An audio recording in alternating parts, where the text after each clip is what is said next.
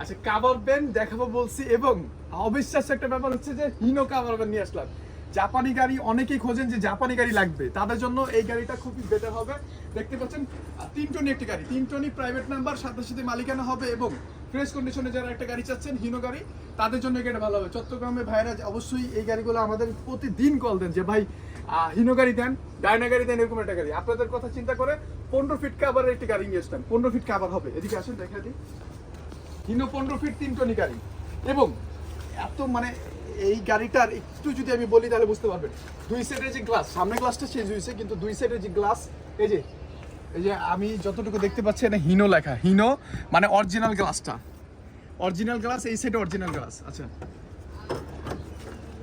আচ্ছা, লক করা, তারপর আমরা ওই সাইড থেকে দেখাবো। ডাবল কেবিন, অবশ্যই ডাবল কেবিন, ভিতরে বসতে হবে, পিছনেও জায়গা হবে। ডাবল কেবিন এবং দেখতে পাচ্ছেন এই যে এমআরএফ চাকা লাগানো, 6টা চাকা এমআরএফ লাগানো আছে।